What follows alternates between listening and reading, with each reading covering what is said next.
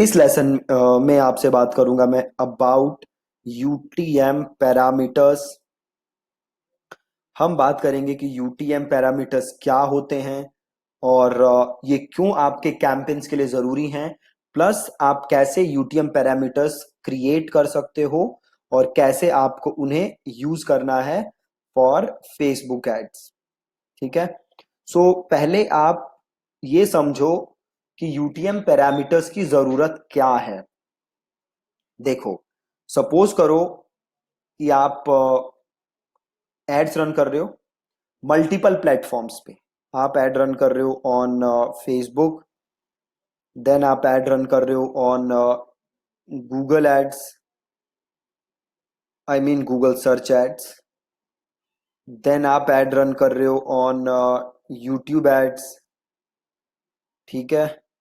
और आप यूज कर रहे हो इसके अलावा सपोज करो से कोरा कोरा एड्स। ठीक है। आप इन डिफरेंट सोर्सेस से ट्रैफिक भेजते हो कहां पे? अपनी वेबसाइट पे। ठीक है जी, इन डिफरेंट सोर्सेस से आप अपनी वेबसाइट पे ट्रैफिक भेजते हो।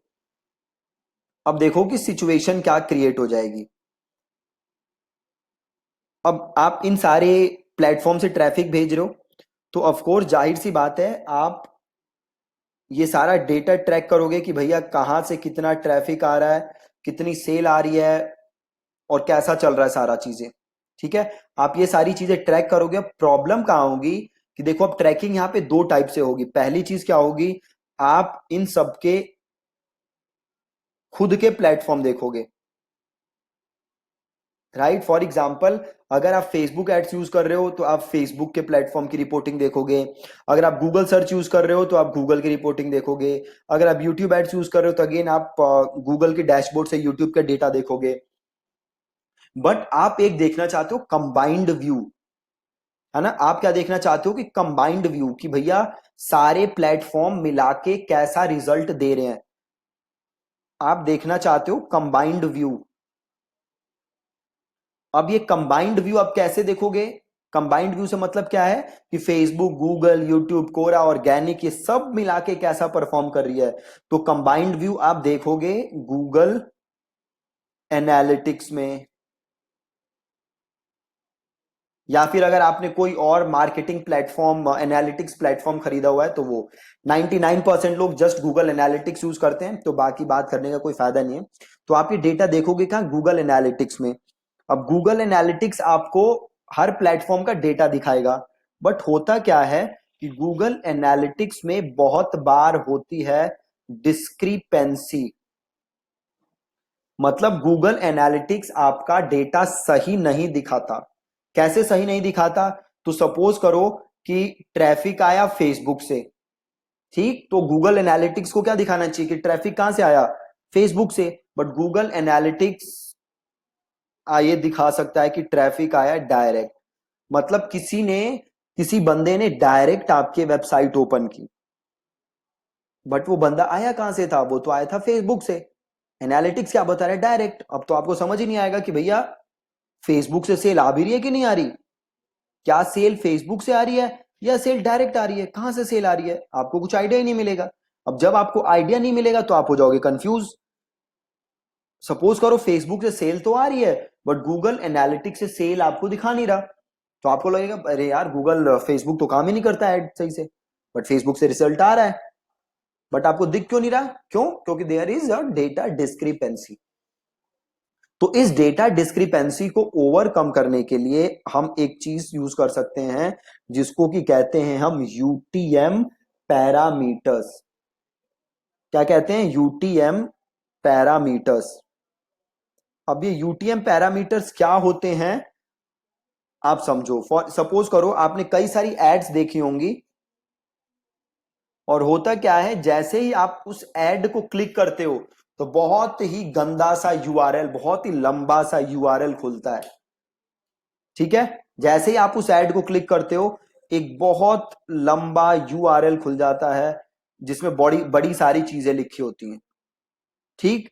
तो अब हमें करना क्या है, वो जो यूआरएल है उसी को हम कहते हैं यूटीएम पैरामीटर।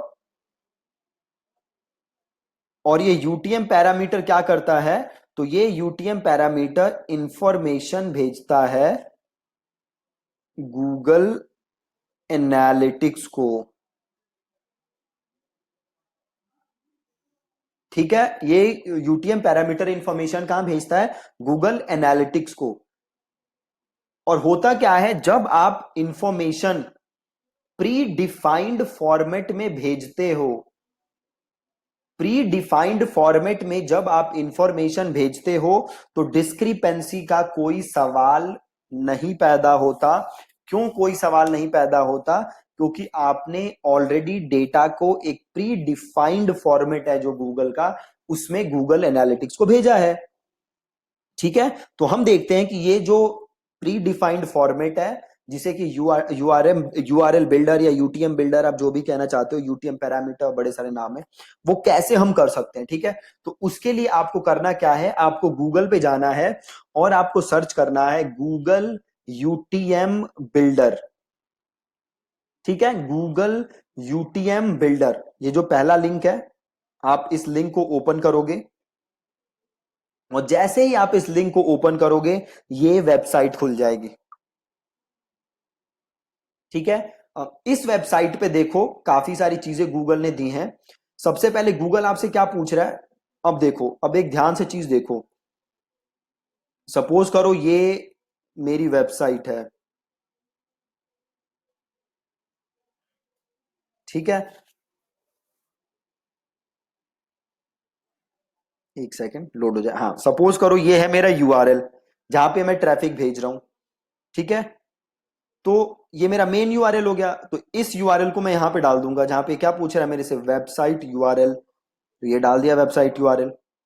अब नॉर्मली क्या होता है, देखो नॉर्मली आप बस ये यूआरएल कहां पेस्ट करते, अब यहां पे देखो मैं ऐड बना रहा हूं, लास्ट स्टेज पे हूं मैं कैंपेन के, जहां पे ये मेरे से ऐड अपनी कॉपी वगैरह पूछता है और ये पूछ रहा है वेबसाइट यूआरएल।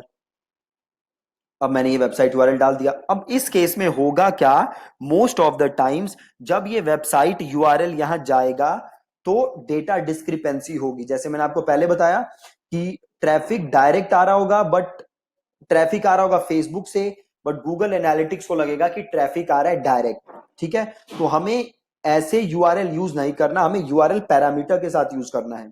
तो अब हम क्या करेंगे, इस टूल के थ्रू वो बिल्ड करेंगे। तो वेबसाइट यूआरएल में मैंने डाल दिया अपने वेबसाइट का यूआरएल।